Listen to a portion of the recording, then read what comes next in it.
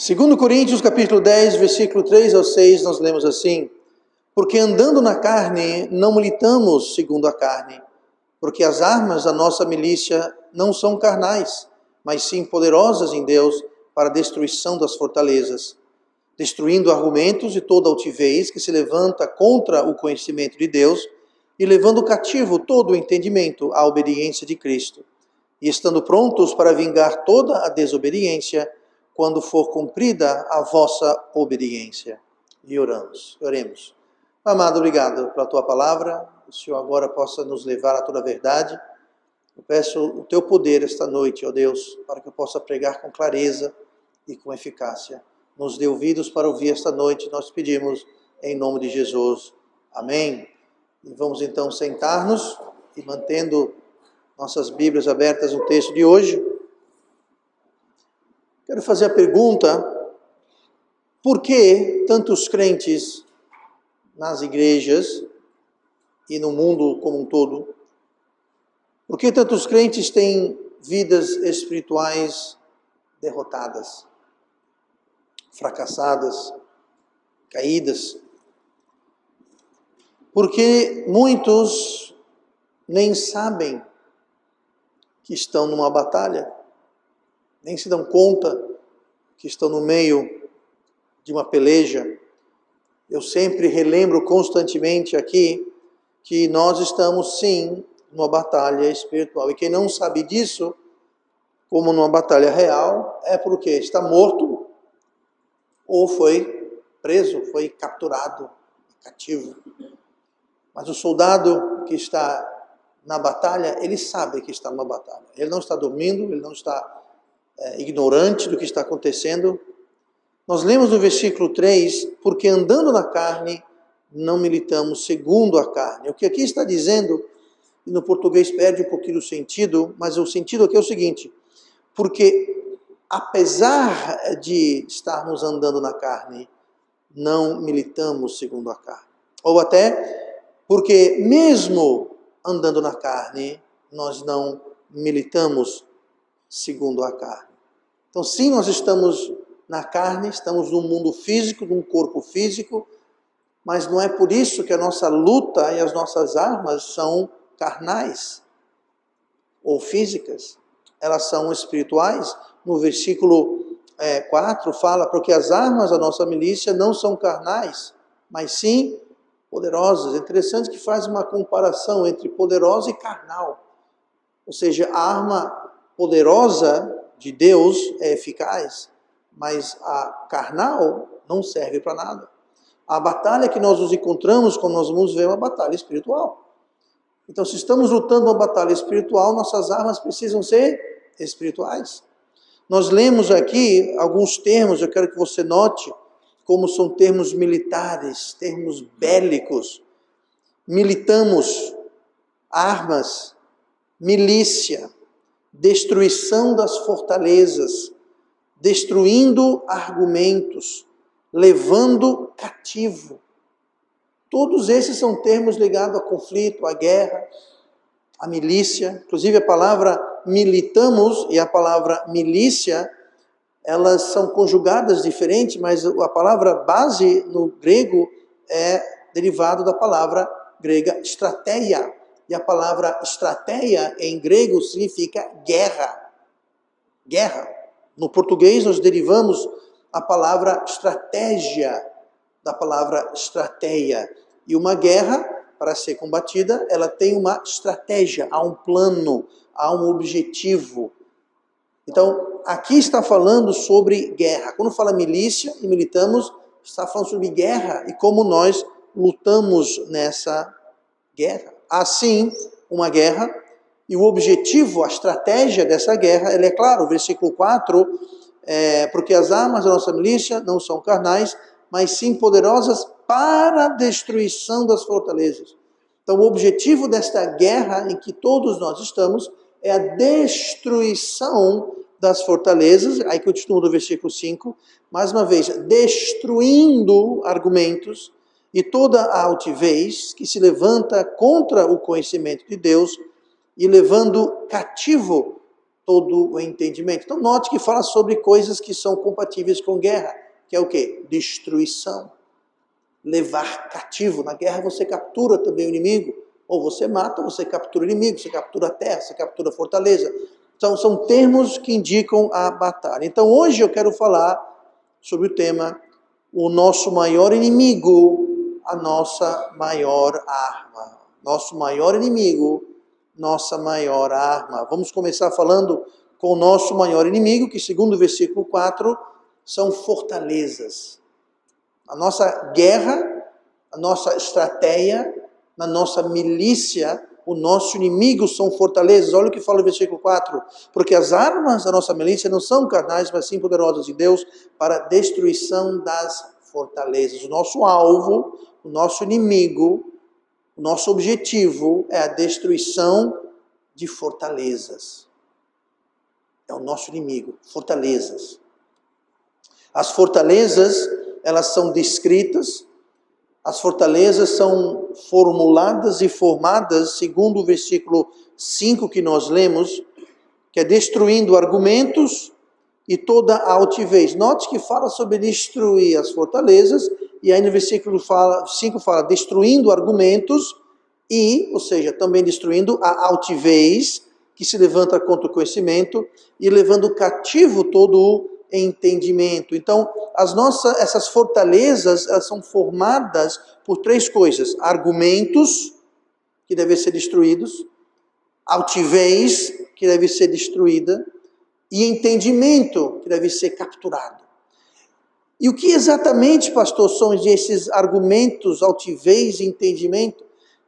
Se a nossa fortaleza, que é o nosso maior inimigo, se essas fortalezas é o que nós estamos combatendo, e essas três coisas compõem ou formam essas fortalezas, o que são essas três coisas exatamente? O que seria argumentos? A palavra argumentos, que é o primeiro de três tijolinhos que forma a fortaleza, essa palavra argumentos é a palavra grega logismos. A palavra logismos vem da palavra base logos, de onde nós tiramos lógica em português. Está falando aqui sobre raciocínio, sobre ideias, sobre noções que nós temos. Esses argumentos que fala aqui, que formam as fortalezas, são as noções, as ideias, os raciocínios que nós temos, que habitam em nossa mente. Fazem parte da fortaleza. O segundo tijolinho é altivez, que é a palavra grega upsoma. Essa palavra upsoma é derivada de uper. Uper é de onde em português temos hiper. Hiper seria o mais alto, o maior, o mais elevado. Aqui está se referindo no sentido de uma atitude de orgulho e arrogância e soberba.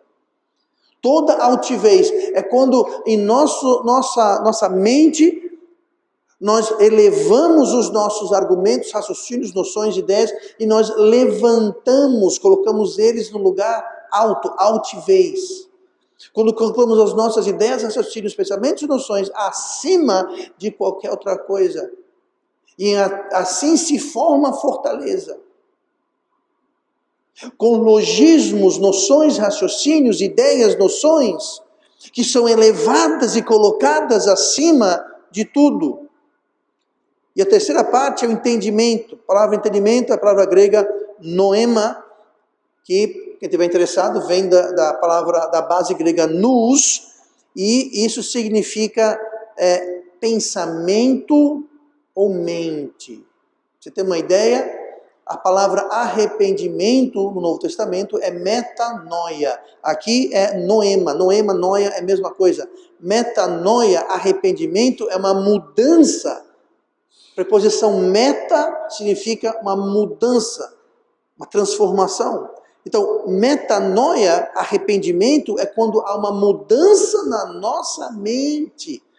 E você veja que aqui está falando sobre esse entendimento, é justamente isso, é a palavra, é a questão de mente. Então, a fortaleza, o nosso inimigo maior, é em nossa mente, e é quando elevamos às alturas, upsoma, uper, as ideias, noções que não vêm deste livro.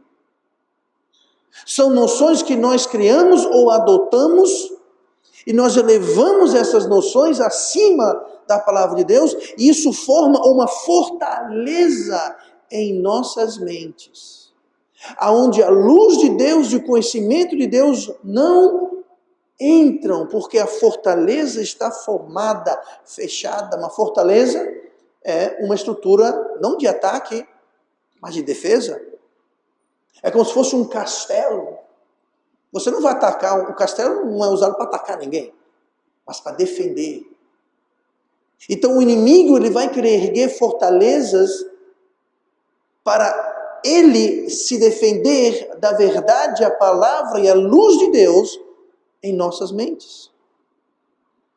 É de grande importância notar que todas estas três partes que nós vimos, elas são abstratas, ou seja, não são concretas ou carnais, não são físicas, elas são abstratas, elas são espirituais. Argumentos que nós vimos aqui, noções, ideias, raciocínios, isso é algo abstrato. Nós vimos sobre altivez, soberba, arrogância, isso é algo abstrato. A nossa mente é algo abstrato.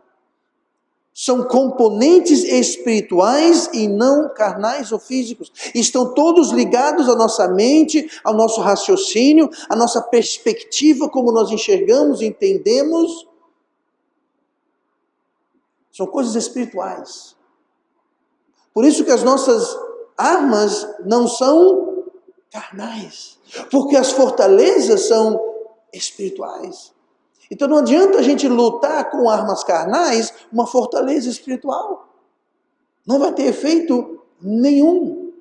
Vai ser completamente inútil e ineficaz. E é exatamente isso que o apóstolo Paulo descreve, obviamente inspirado pelo Espírito Santo, lá em Efésios 6, e no versículo 12, versículo conhecido, porque não temos que lutar contra a carne e sangue, mas sim contra os principados, contra as potestades, contra os príncipes das trevas deste século, contra as hostes espirituais da maldade nos lugares celestiais. Então note, a nossa luta não é contra a carne e sangue, a nossa luta não é uma luta física. Por quê? A fortaleza não é física, é uma fortaleza espiritual e requer armas, portanto, espirituais. E as fortalezas são os nossos inimigos. As fortalezas são o alvo e o objetivo da guerra que travamos. Então, alguém que não está travando esta guerra, essa pessoa está cheia de fortalezas. O diabo ergueu fortalezas na mente daquela pessoa e a palavra de Deus, a luz de Deus, a verdade de Deus não consegue penetrar. Por quê? Porque a fortaleza está edificada. E aquelas pessoas estão, muitas vezes, como eu mencionei antes, totalmente sem ter noção que estão numa guerra. Dentro daquela fortaleza existe engano, mentira, as trevas. E ela está feliz da vida, no engano, nas trevas, no escuro. Está, entre aspas, protegido de Deus. Deus é a solução, mas o diabo colocou uma fortaleza, ergueu essa fortaleza. Qual a estratégia, qual a evidência, qual o alvo dessas fortalezas inimigas? Versículo 5, nós lemos, que se levanta contra o conhecimento de Deus. Eu acabei de falar. A fortaleza vai impedir que o conhecimento de Deus reine naquela mente. Na sequência, a obediência de Cristo. Essas fortalezas vão nos levar a desobedecer. O saldo final das fortalezas erguidas, se funcionarem, se forem deixadas edificar e edificadas, o saldo final vai ser uma falta de conhecimento, uma falta de entendimento de Deus. A pessoa de Deus, as doutrinas de Deus, a palavra de Deus vai ficar obscura. Não vai haver entendimento. Outra coisa que nós vemos aqui é que haverá desobediência. Versículo 6, quando for cumprida a vossa obediência. Ou seja, a obediência não está sendo cumprida. Quando for cumprida a vossa obediência, ou seja, eles estavam, a pessoa com essas fortalezas intactas, ela está em desobediência. Por quê? Porque não tem entendimento de Deus. E sem entendimento de Deus, como você vai ser obediente a Deus? Se você não entende Deus, sua palavra, as doutrinas, a pessoa de Deus. Por isso que a batalha espiritual ruge em nossas mentes e por nossas mentes. O diabo ele quer capturar a sua mente. Muita gente pensa que o diabo quer se apoderar do seu corpo. O diabo não quer se apoderar do seu corpo. Ele quer se apoderar da sua mente. E ele faz isso a partir de fortalezas. E uma vez que a fortaleza é erguida, o corpo segue. O corpo segue. Porque está em desobediência e sem o conhecimento de Deus, o resto é consequência. O diabo quer erguer fortalezas em nossas mentes. E essas fortalezas são o nosso alvo principal, nosso inimigo principal, deve ser a meta principal em que nós vamos batalhar. Porque o diabo quer edificar fortalezas em nossas mentes. Olhe no versículo 4, mais uma vez, nós vimos o nosso maior inimigo. E no mesmo versículo 4, nós vamos ver a nossa maior arma. E sem essa arma, então as fortalezas vão continuar sendo erguidas e vão permanecer. Por quê? Versículo 4. Porque as armas da nossa milícia não são carnais. Então veja bem, estamos vendo as armas. Elas não são carnais, mas sim poderosas em Deus para o quê? A destruição das fortalezas. É o nosso alvo principal. Então você note aqui que está dizendo as armas da nossa milícia. Não está dizendo a arma da nossa milícia, está dizendo as armas da nossa milícia. Um soldado quando vai à guerra, ele não leva uma arma. Um exército quando vai à guerra não tem uma arma. E o crente nessa batalha para a destruição das fortalezas também não tem uma arma. E aqui fala no plural, as armas da nossa milícia, as armas da nossa guerra, no plural. Em Efésios capítulo 6, onde nós vimos a respeito do fato que a nossa luta não é carnal, não é carne e sangue, ela também faz uma referência às armas e a essa batalha espiritual. Olha comigo em Efésios 6, e no versículo 12, onde nós lemos agora há pouco, onde fala aonde ou o que é o nosso inimigo verdadeiro, mas na sequência, no versículo 13, ele lista as armas e exemplifica. É um trecho conhecido, acho que todos nós já lemos, já ouvimos esse trecho. Portanto, tomai toda a armadura de Deus. Então, nós vamos ler aqui, e aqui vai falar sobre essa armadura, vai falar sobre ter os lombos cingidos, vai falar sobre a couraça, vai falar sobre o escudo, sobre o capacete. Mas eu não quero focar nos itens. Eu quero focar esta noite ao que aqueles itens representam ou que eles exemplificam. Por exemplo, tomai toda a armadura de Deus, mais uma vez, toda a armadura, todo o arsenal, não é só uma peça, não é só uma arma, são as armas. É todo o arsenal, toda a armadura de Deus, para que possais resistir no dia mau. Sem essas armas nós não vamos poder resistir. Está dizendo aqui, continuando. E havendo feito tudo, ficar firmes. Então nós temos que usar e fazer tudo. Nós temos que fazer. Não é só pegar a arma, ficar segurando e achar que tudo vai dar certo. Nós temos que fazer alguma coisa. Versículo 14. Estai, pois, firmes, tendo cingido os vossos lombos com a verdade. Qual a primeira peça dessa armadura? Qual a primeira arma que nós temos? Aqui fala sobre cingir os vossos lombos. Não quero entrar no detalhe do que seria cingir os ombros, não vem ao caso. Mas o cingir os lombos representa verdade.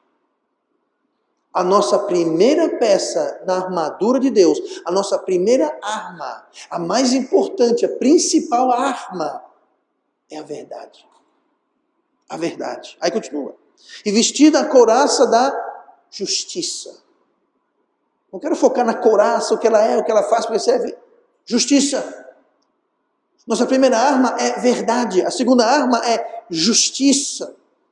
A Bíblia fala da justiça de Cristo imputada, mas também sobre a nossa justiça que devemos buscar. Aí continua o versículo 15. E calçados os pés na preparação do evangelho da paz. Outra arma, note que não é o evangelho da paz, é a preparação do evangelho da paz. É nós estamos prontos e preparados para levar o evangelho. Isso é uma arma. Quando nós estamos sempre prontos e dispostos a levar o evangelho, isso é uma arma. Jesus falou que devemos ir, pregar, ensinar, batizar, fazer discípulos. Em Mateus 28, ele fala, e eis que estou convosco. Quando nós estamos continuamente prontos e preparados para levar o evangelho da paz, quer dizer que Cristo está sempre conosco numa medida maior.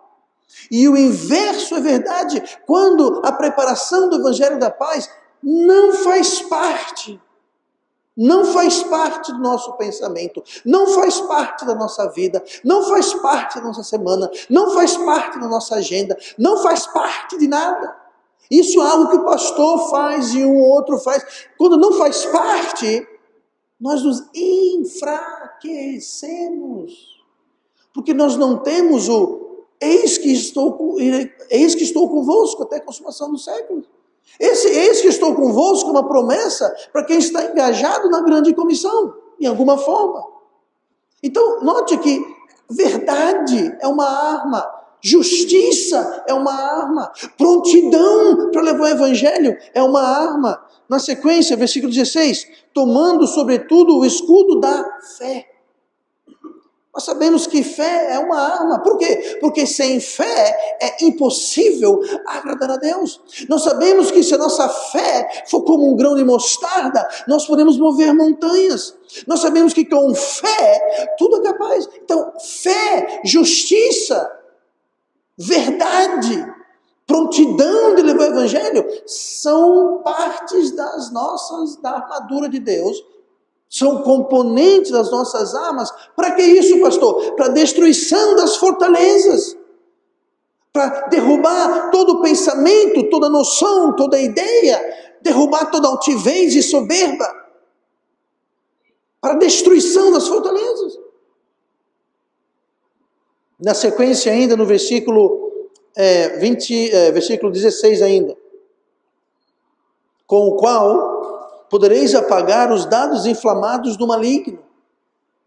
O maligno vai estar atacando com dados inflamados, precisamos das armas. Continua 17. Tomai também o capacete da salvação.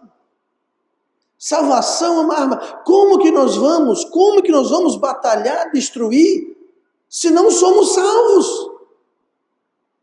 A pessoa que não é salva, ela não tem uma fortaleza, ela tem uma cidade de fortalezas, ela tem um império de fortalezas, ela está cheia, a sua mente está tomada. Por isso que o apóstolo Paulo fala que o homem natural, ou seja, não salvo, não compreende, não aprecia as coisas do Espírito, porque são espiritualmente discernidas. E a pessoa perdida só tem fortaleza e não tem como combatê-la, não tem como sequer reconhecê-las. Salvação é uma arma indispensável para guerrearmos contra essas fortalezas. E continua, e a espada do Espírito, veja bem, a espada do Espírito, qual é a espada do Espírito? Que é a palavra de Deus. Isso aqui é a espada do Espírito, a palavra de Deus. São armas. Isso aqui não é um apetrecho, um decorativo, não é um talismã, não é um amuleto. Isso aqui é a palavra de Deus, é uma espada. Uma espada para a guerra, para a milícia. Com toda oração e súplica, que se traduz em quê? Vigiando. Quem está vigiando, está orando e suplicando a Deus. Vigiar é uma arma. Quando aquele primeiro tijolinho é colocado, quem vigia, quem ora, quem suplica. Quando aquele alicerce da fortaleza é colocado, quando aquela primeira fileira de tijolos é colocado, ele já ataca. Quem não ora, quem não vigia, quem não suplica, bota o alicerce, Bota a primeira fileira, a segunda fileira, sobe 2, 3, 4, 5, sobe a torre todinha e a pessoa está assim. Ó. Por quê? Porque não está vigiando. Não está orando, não está suplicando, não está usando a espada, não está com a verdade, não está com justiça, não está com prontidão de levar o evangelho, não está com as armas. E o inimigo faz a festa. Ergue 1, 2, 3, 100 fortalezas.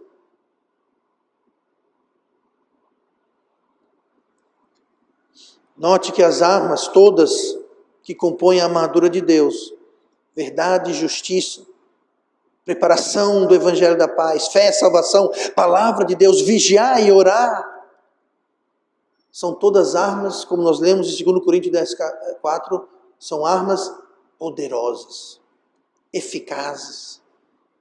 E elas são poderosas para a destruição das fortalezas. E sem essas armas, não só você não vai estar destruindo, você vai estar erguendo, construindo.